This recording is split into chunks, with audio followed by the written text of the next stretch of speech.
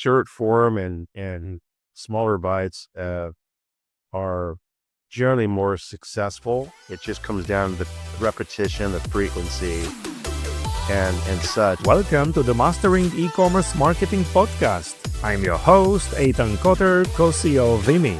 In an era of rising acquisition costs and increased competition, this podcast is dedicated to helping you drive sales, engage customers, and build meaningful communities so you can turn passive visitors into active buyers.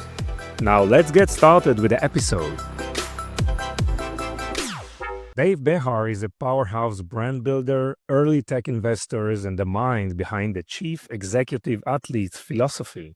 He helped launch Hotmail, led high-impact brand activations across sports, media, and CPG, and built multi-platform strategies for icon brands like Adidas, Powerbar, and the Pac-12. Now at the helm of Behar Brands, he drives disruptive growth for purpose-driven companies and emerging leaders. Hey Dave, how are you? Welcome. Awesome. How are you doing today? I'm doing well. I know it was a very short intro of all the things that you are doing, and I probably missed a lot, but I hope to cover them on this episode. But before I get started, A little taller. If I was a little taller, it would be not so sure of the intro. Okay, great. But before we get started, if you can choose like 3 words that better describe you or your beliefs and why.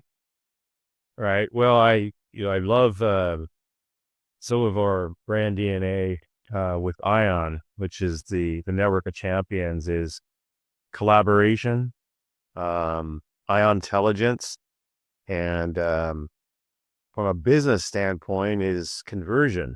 And when you're talking about making things happen, why we do what we do, it's about conversion stuff. It takes collaboration along the way and throw in vision as well. Yeah, I know you're very good at words and probably use a lot, definitely in the Ion network. So thank you so much for sharing those two, which I think is a cornerstone for everything that you do, right? And let's start from the definition of Chief Executive Athletes, which is more than a title, right? It really is. Part of it, not to bring in yet another word, but words are what makes the world go around. Is that the word go around? Word go around. Anyway, it's about a playbook, differentiation. So, how we go about what we do and what we bring.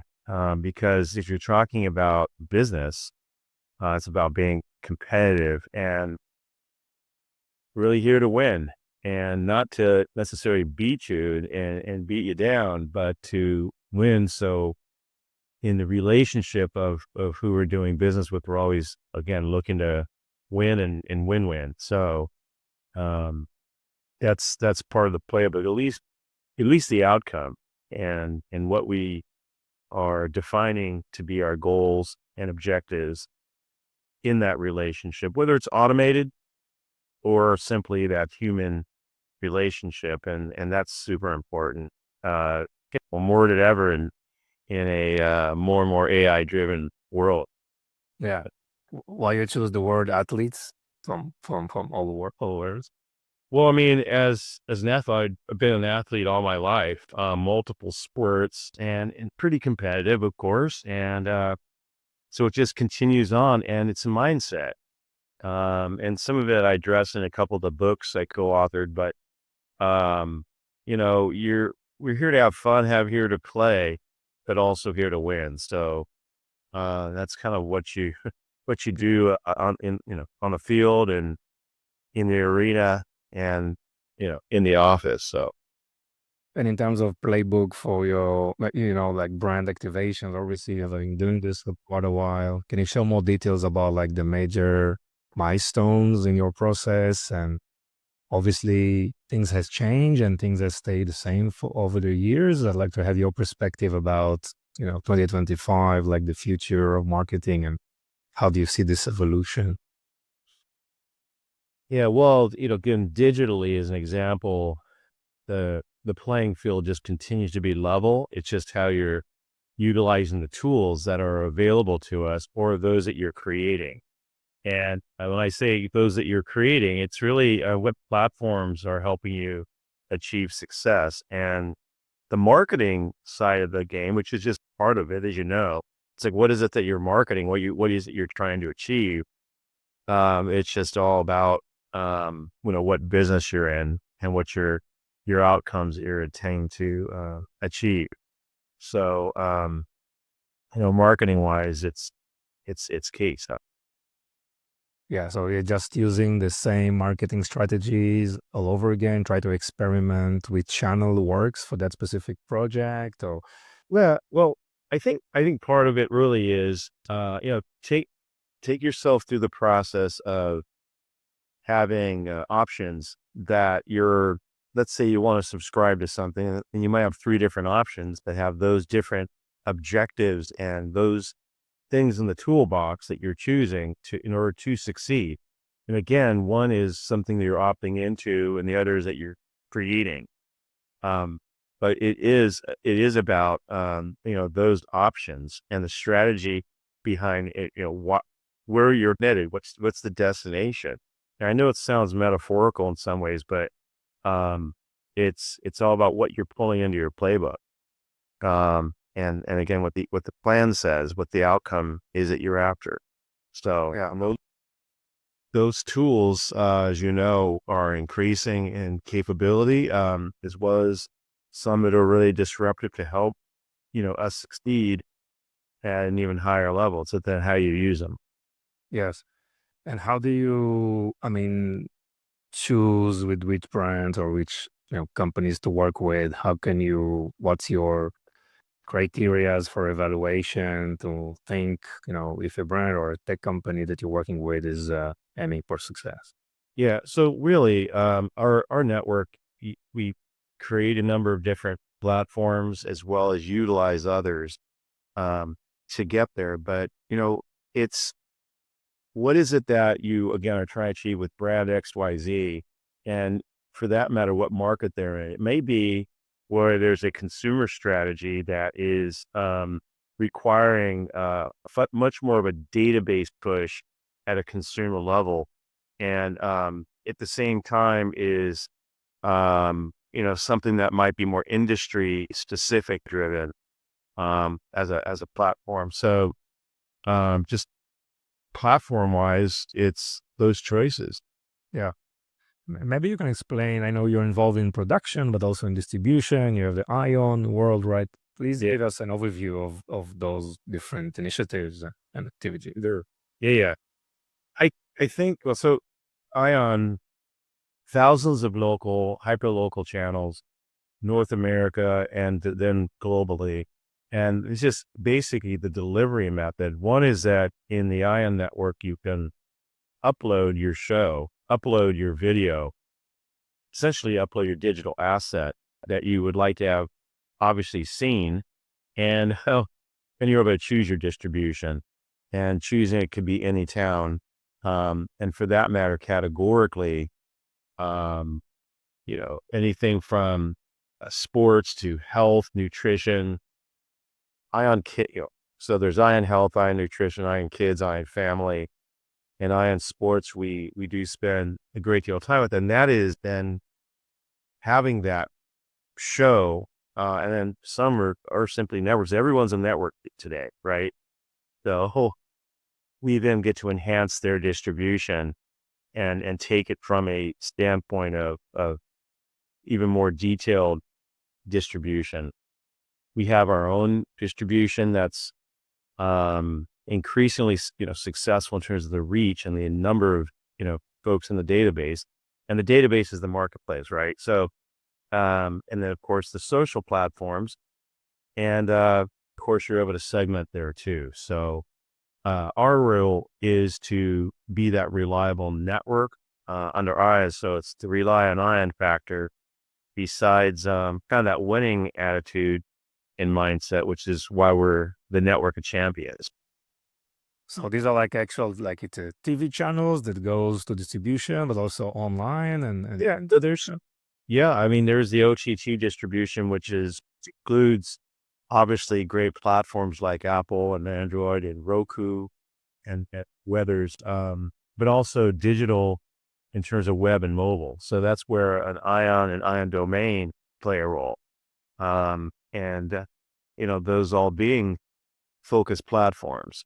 It could be that, you're a local business that needs just very hyper local distribution that is in the 4 or 5 or 6 towns surrounding where your, let's call it brick and mortar is. You could just start there. Depends on, where you want to scale. It's not the same as simply throwing, some coin in the meter. That's like a search engine like Google. We all have the reaches of today's great platforms, but this becomes a lot more intentional and purpose driven because we surround that content, that show, that video, whatever it may be, with marketing. And for that matter, we're very interested in helping you succeed in many ways. Not only is a loyalty factor customer wise, it's certainly helping you reach the end game, which is that customer acquisition, or for that matter, conversion in a transaction. So how the conversion is happening on those channels? Are you asking me the conversion on the channels? Yeah, I mean, the usually the videos brand companies are posting for more brand exposure, awareness, or it's also conversion. Yeah, really, that is what the intention is, the intended result. Some is the branding exercise, and let's just say simply eyeballs. On the other hand, is that call to action, which is where you can get more conversion. And let's remind ourselves, it's not just sitting on a platform, as it is what might be some level of call to action in terms of an advertisement, if you will. Mhm. But them might come through email or social, and for that matter, through a text or type campaign, SMS. So Yeah. there you have it, and those things are all available with what we do. But we really, focus on that experience. So at least that content with the content creator, that brand is in a good place with us, in terms of, again, geographic or categorically. Rely on that. You see a certain type of media property that is more, let's say, monetizable than the other. Well, when you say media property, what do you? Like, I mean, the video asset or the video itself, right? I mean, it's any type of digital media. Do you see something that is working like a Yeah, style or but format? yeah. So I mean, as you know, for a short form and smaller bites, are journey more successful. It just comes down to the repetition, the frequency, and such. But I think today, any business, let alone, everyone's got a camera, smartphone, or whatever else, besides the, again, professional content creator and, show creator. So it's essential. But I do love the, even the traditional offers that happen. And, uh, I feel almost ancient 20th century, like just calling them banners, but, digital ads that, because that's some of the beauty of great slogans and taglines that are an easy to catch quickly, even if it's an animated GIF or something, that then of course is clickable and, is then part of that type of campaign versus just a video, or for that matter, show. If it's a show, no matter how long that show is, it's, you're into watching, and I think that's great. But the other intention of our business is being active, literally out living and breathing and playing sports and stuff like that. Yes. So we're not in front of our screens all the time, let alone our, smartphones. So Yes, I mean, short form is such a powerful format for conversion, right? So you can turn attention into transactions, and Obviously, social commerce is a key driver for so many reasons. Like, You know that. Sure. yeah, and yeah, that's probably the right way to go for everyone. It should be part of the overall right marketing strategy. Obviously, using original content, which is more authentic, more consistent, but also you're working with influencers, right? Which is a very, very powerful way to increase exposure and generate good amount of traction and sales. Yeah, I think, really, like in our case, it isn't just, let's say, about our production and original programming. It is about, showcasing, um, the great content creators out there, and it's not just a few, it's many, and things get easier to produce. Um, and for that matter, more creativity to happen because it just happens over the course of time, more things to pull from. Mhm. You are talking about whether that content grid it has a or show title, or they might be just call it influencer, which we like calling them influencers, and that's more on that later perhaps. But um, really, it's about the brand DNA, the brand personality that is then memorable. It's kind of is able to capture the spirit of who we are and what we do and what we want, how our brand speaks, and hopefully that creates the loyalty and then the conversion to keep the business type activity coming, or certainly the eyeballs or earballs, uh, you know, tuned in. So Sure, but sometimes it's so difficult to find your true differentiator and how do you convert some kind of a showing some kind of a transformation with your products, pain to pleasure. I mean, these type of processes are so important these days because it's so, I mean, so, as you said at the beginning of the episode, it's kind of a plain field, and it's really everyone has the tools, everyone is using AI today, and how are you differentiate, right? I think still going back to the roots, right? Cause like the real story, behind the founder, behind the why you started this company. And big time. Yeah, I mean, well said. I mean, there's no question. And that becomes its own, let's call it challenge, if you will, even though it's just automatic and easy for you, because it does kind of, let's say, force that business owners, it'll be a solopreneur or, a big company that they're definitely now in the production business, Mhm. producing the stories and those things that are important to them, that make them them.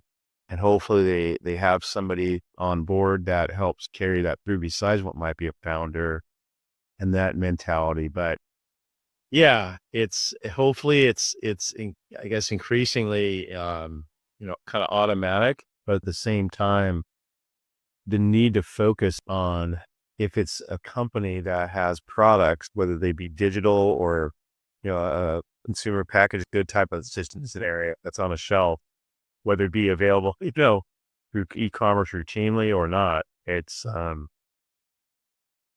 Yeah, it's increasingly important, as you know, Sure. and well, that's what we're here for, you know. Yeah.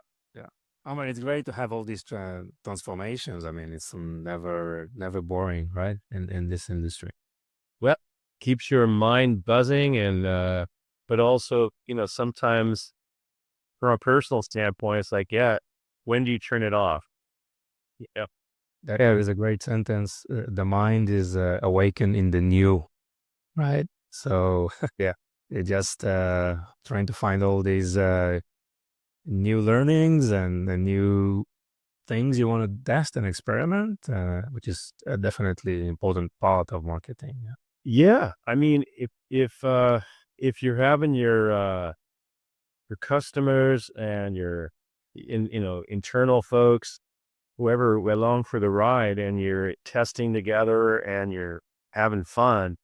I mean, and part of the versioning, even versioning what is video or show content, I think that's great. And well, it's authentic and believable and is you, you know, and I get a kick out of it because, incubation, high incubation even, is, it's important because I think we should all be continuing to incubate things. And, you know, part of it is like depends if you're hardcore, hey, I like hit this conversion rate or something like that. This this percentage or it gets tossed or something like that. I'm talking about campaign wise, but I just think that it's all part of the brand makeup and have fun as long as you're having fun. I mean, again, going back to the win, you want to win, you want to succeed, but as long as you're having fun, because I guess life's too short to not. That's to help you notch those wins and successful on the way. Again, having fun is part of that mindset thing that you mentioned previously, right? Because we see like s- data around burnout and stress in the workspace is just going up and up, right? Every year. So, Yeah, I guess so. I mean, I think that I know that that is felt in more ways than one, but in the virtual space, like if you know, talking about like an internal team that's virtual, you know, hopefully you can breathe along the way while again increasing that workflow and how you're getting there just by having a you know mindset that the end game is really important. But again, having fun along the way. It's not as if you were slacking along the way. Okay, performance, as you know, just it's business. So yes, yes. Okay, Dave, we must talk about the Hotmail experience, right? You were one of the founding members and worked to launch this amazing product and obviously exit. I mean, what you've learned from this experience? yeah, well, that was last century. Mm. And it's interesting, Hotmail, well, let's say email, very prevalent in our world, in our lives. It's the key form of communication and remains. But that experience, you're talking about bona fide Silicon Valley, incredible group of people came together and established, and for that matter, created some of the business models that didn't even exist at the time related to monetizing you want to call it digital content. In this case, was your emails in the um, rotating banner ad. Of course, they spent a lot of time in not just the biz dev of even things like the deck to attract what was a successful capital run, but also the business models by which folks can utilize marketers can utilize it as a platform to market by, and then the subscriber aspect of many of these individuals, and for that matter workplaces, there wasn't as much the emphasis on web-based email at the time, but then it became the access and being really the first to access. There was a few decent sized businesses at that time that offered email, that I'm not going to suggest have gone by the wayside, but through the acquisition aspect, of course, Hotmail sold to Microsoft at a fairly historic price at the time. Yeah. Uh, that actually, in many ways, enabled Google, and its Gmail to rise. And today, that's that call it 800-pound gorilla. I don't think you put a weight on it, but the use of it, because then essentially people had more and more choice besides like corporate email, right? The brand email, whether it was truly web based or not. But that experience was, it was without a question rewarding, and the ability to shape things with where technology was headed, and not just in an email standpoint, but as it being, part of the toolbox that today's web is based on and messaging and stuff. Pretty crazy stuff, and very exciting. And and then we've all gone to other ventures from there, and before that there was other ventures. So Well, yeah, I love as this, when you were asking about words and stuff, I love, the word exit, and I love excitation. So, it's quite a world we live in and play in, and, Hotmail was lots. Yes. I mean, definitely focused and definitely had to grind through development of teams and methodologies, processes that didn't exist. But the team was great, and it was it was good stuff. Yeah, I mean, a lot of things need to operate in sync and in a very good way. I mean, if you're great in marketing and your operation sucks or R&D, I mean, it will not work. I mean, you need to have all the building blocks in the right place, working together in very good performance. Yeah.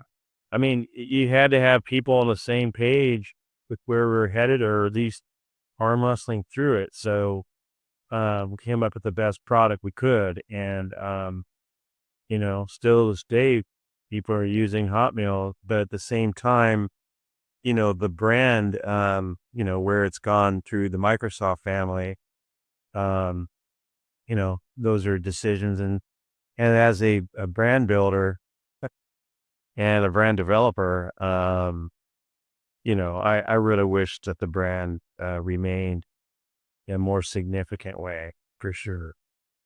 Versus again, and it happens in companies. You rebrand and an existing brand that's existing in a company's portfolio, and I think part of it is in that heart and soul. There's a lot of fanatical users in your brand if you have the right brand. So, yeah, Nice. Other very fanatical, yeah, it's like the community, which is a very passionate one, right? listen, part of the way that it was able to develop the subscriber base was through sports. And, one of my big affinities and success paths of having the ability to have a Hotmail account through leagues and collegiate conferences, and those databases to adopt that as their primary source. And that was, again, lots of fun. And it's part of the activation of that brand. Um, so it's a matter of, how you choose to take things and, where you want to go. So it's fun, mapping that out and engaging and having, you know, the team go through that process to be supportive. Yes. Yes. Dave, I'd love to hear some of your tips for founders out there to try to build their companies. Well, first of all, it depends on what kind of company, right?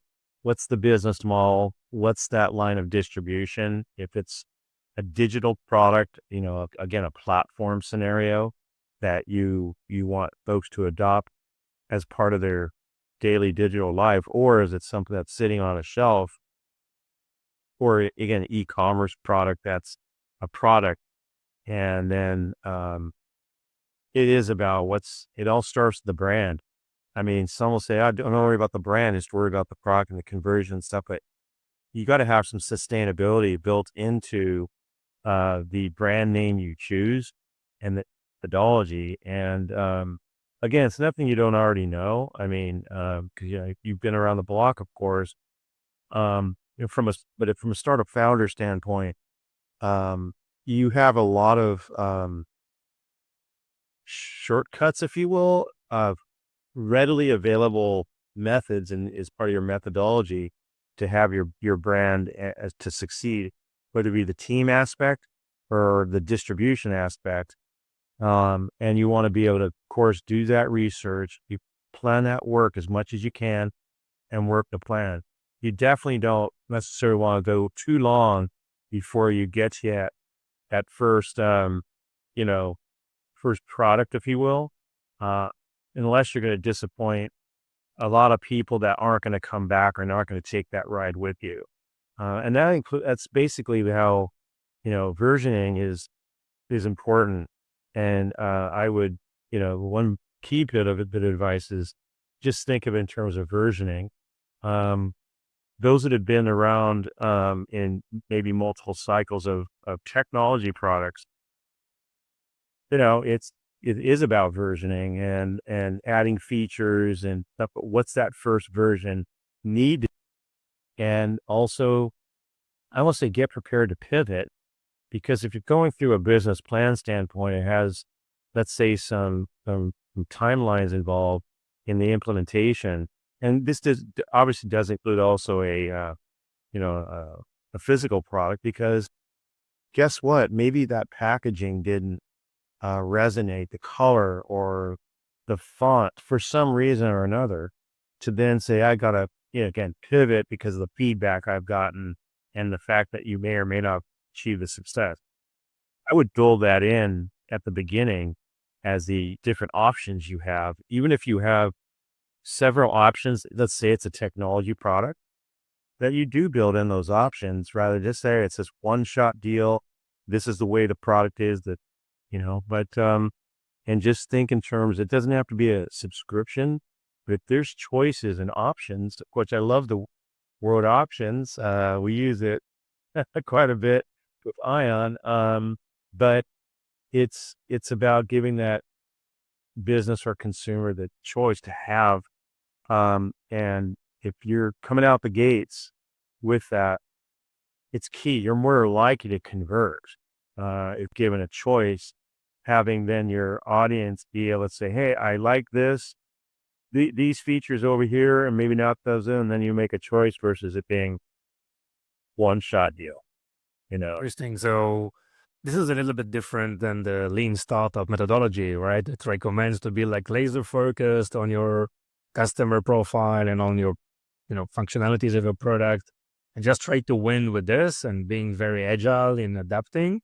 But you're saying, hey, provide few options, make sure that they have a broader array of functionalities that may fit a broader audience, and try to get some feedback and develop and evolve with these different. No, I mean, as you know, the lean space, this isn't compared to it as it is. You are keeping things narrow and focused. Mm-hmm. That you don't want to go too narrow or too targeted, as an example, because you might be surprised who's interested in your product may not be specific there. So in some regards, it's like, hey, how are you testing through even like your audiences, whether it be demographically, might be even age, or markets. But again, that should be built in a little bit at the beginning for sure, and keeping it then the lean model, in order to have more chance for success without spraying out too far. Because then you be chasing tail, a little bit more than you want to be. You don't want to be wasting time, of course, but yeah. All right, Dave. So how people can find you if you want to work with you, partner up with you, get your coaching? Come on down the street and come see me. Remember, It's a differentiator, right? it was school. You know what? It's one of those things that I throw on my email, Dave. It's two full letter words, Dave at ions.com, IONS. They go find me in the social spaces and all that. I mean, our company's all over the place. I'm gonna say I'm all over the place with where things are distributed, but to focus, it's like, hey, here's my email. I will respond. Depends what you're up to. What I'll answer any questions, whatever. But at the same time, maybe a collaboration is ahead with anybody that's listening or watching. But we're here, man, and happy to help. And as long as it's fun and trying to achieve a goal. So that's do it. We'll be Joe. Let's hear it. Yeah. Yeah. All right, Dave. Super interesting. Thank you so much for the time. Really, really appreciate it. All right. See you next time. Thank you for listening to the end of this episode. If you found this episode valuable, please subscribe so you won't miss any of our future content. Explore Vimy, the video commerce platform that includes live shopping, shoppable video, and social commerce capabilities. Visit Vimy at www.vimy.net. We appreciate your support and look forward for bringing you more valuable insight in our next episode.